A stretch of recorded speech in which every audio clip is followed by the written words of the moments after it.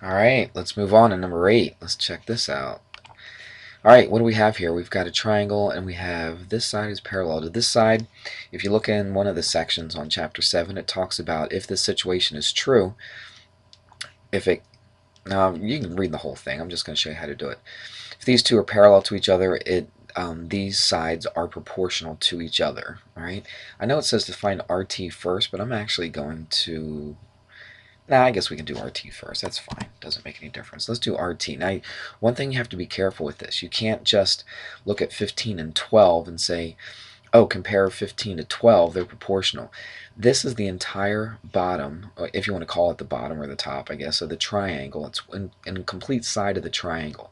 I can't compare two segments to a complete side of the triangle. You can do that with the segments of the side. You can't do it with the whole entire side of a triangle. So what I'm going to have to do is this. Let's just call this x. We don't know what that is. So this is the larger side, and this is the smaller one. Okay, we're going to compare that to that. So we're going to go x over 18. Oops, I do that every time. I forgot to change something up here once I go to a new video. You'd think I would learn by now. Here we go. It's x over 18. We're going to compare the large side to the small side. If you look at these two triangles, see this RTV and SQV, they're two similar triangles. So we're talking about the bottom, or I don't know, I think of it as the bottom. I guess it's the top. This top of this triangle, and this is the top of this smaller triangle. So if I'm comparing sides of a triangle, I have to compare the entire thing. Look, this is the top of the big triangle, the whole entire triangle. So what we have to do is we've got to find a side. Now I don't know these things yet, but I do know these. So I want to make a comparison. If I'm comparing the small one to the big one, I have to take this whole entire side, not the 24, not the 12, the whole entire thing, which is 36.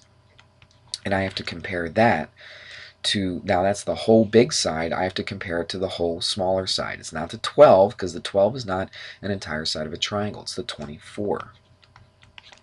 I hope that made a little sense. Go back and look at chapter 7 if you need to look at this, but this is how we work it out. Now we cross multiply.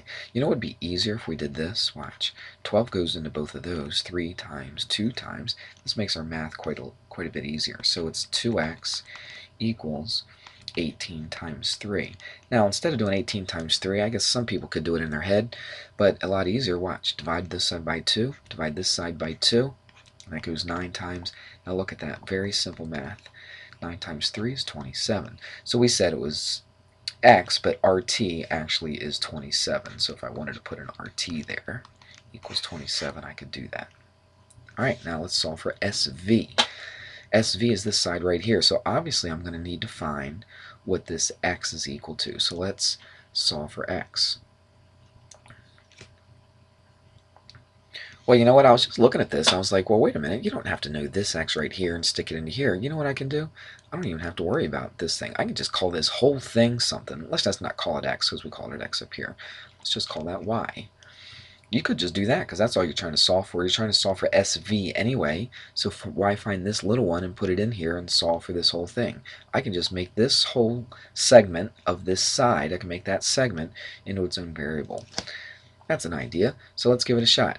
Now remember, when these two are parallel to each other, the segments are proportional, so I don't have to take the whole entire length of a side now, because I'm taking a look at the segments of the two sides. So I can just go do a couple ways. You can go 15 to y, or you can go 15 to 12. It doesn't make any difference. You just cannot go 15 to 24. Remember, you can't go diagonally like that. Let's just go 15 to y. It's easy to see. So we go 15 to y equals 12 to 24. 12 to 24. Whoops, that's supposed to be a 4. Now again, we could cross multiply just like this, but watch. I know 12 goes into both of those. 12 goes into that once, into that twice. Makes our math really easy. Y times, cross multiply now. 1 times y is y. 15 times 2 is 30. And there it is. Now we called it y, but what is it really? It's SV. So SV, if you wanted to, if you're really picky, SV is equal to 30. And hopefully that made a little sense to you. Let's go on to 10 and 11. Alright, let's look at these two triangles. Now it doesn't say that they're similar, but they actually are, because I know vertical angles are equal, so that's one set of angles. And look, these two sides are parallel right here. So M and Q are equal. Actually, let's put two of them here. And then L and P are equal. I won't mess it up with any more lines, but you can see that you do have similar triangles. So let's set some things that are proportional. I like to look to see which side is corresponding to the other one. Look at this. This x plus 3 is opposite this vertical angle, and the x minus 1 is opposite the vertical angle. So let's set that up. So I'm going to compare x plus 3 to x minus 1, comparing the larger one to the smaller one. Well, what are the other two sides we know? Well, we know 18 and 12. Let's see if they correspond to each other. Sure they do. 18 is opposite this angle with 2 arcs, and this 12 is opposite this angle with 2 arcs. So yeah, they are corresponding to each other, so we can set them up just like that. So 18 to 12. That's basically all the geometry. Now you just have to do the work. Let's distribute the 12 through here, so it's 12x plus 36, and distribute the 18 through this thing, so it's going to be 18x minus 18. Let's subtract a 12x from both sides, just to keep this positive, so that'll be a 6x. Let's add an 18 to this side, and what's that? That's a 4, and that's a 5, okay? And divide both sides by 6. So 9, I forgot my multiplication table. So 9 times 6 is 54. So when you divide that, it's 9, and that's what x is equal to. But it doesn't say to solve for x, does it? It says to solve for LM. Well, we know what x is. That was important. But now we're going to solve for LM. So if x is 9, 9 plus 3 is 12. So LM is 12. Let's find QP. QP is right here. It's just x minus 1. Well, x is 9. 9 minus 1 is 8, so QP is 8. Alright, this is the kind of the same deal as number 8 and 9 if you go back and look at that, except they told you that the lines are parallel to each other. Right here, they don't tell you the lines are parallel. They're going to give you some information, and they're going to say, okay, well, you need to tell us some stuff in order to make these lines parallel. It's basically the same idea, the same math involved, but we want to show some things that are true. We want to show that the proportions of the sides are proportional in order to get these two sides parallel to each other. So let's put some stuff in here. Let me change my pen around so I don't forget. Alright, so we'll go with a different color. XL is 3, so that little bit is 3. YM is 5. LD is 9. MD is x plus 3. And we're trying to find what x is equal to, so we're solving for this x. So, this is number 12. So let's do this. The sides are in proportion. So we just go 3 to 9, and we could reduce that to 1 to 3 if we wanted to. And we just might do that. Let's do it right now. That's 1, that's 3. Makes our cross multiplication pretty easy. 1 times this is just x plus 3, and then that equals 15.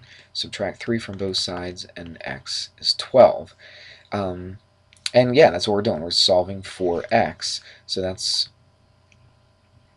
yep, that's all we need to do. Hold on, let me just make sure.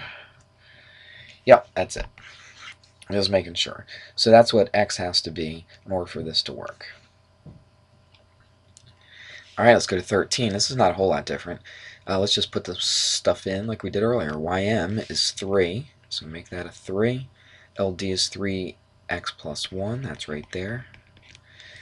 Let's see, XL is 4, so we stick 4 here. MD is x plus 7, x plus 7.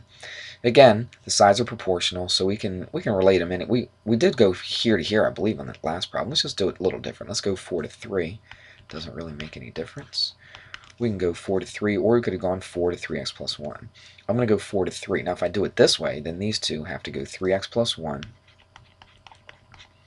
and this is going to be x plus 7. All right, cross multiply. Make sure that you do distribute. We have 4x plus 28 equals 9x plus 3. Subtract a 4x from both sides, and that gives me a 5x. Subtract a 3, that gives me a 25, and so x is equal to 5. Alright, let's check out 14. Alright, this is kind of the same deal. All three of these are pretty similar. I only got a minute. I got to hurry. MD, 5x minus 6, ym 3, ld 5x plus 1, xl is 5. Let's do it this way. Let's go 5 to 5x plus 1 equals 3 to 5x minus 6. Cross multiply. That's 25x minus 30. Cross multiply here. That's going to be 15x plus 3. Subtract 15x from both sides, which gives you 10x. Add a 30, which gives you 33. Divide by 10. You could keep it like this, or you could just write it 3.3. And that's it for number 14.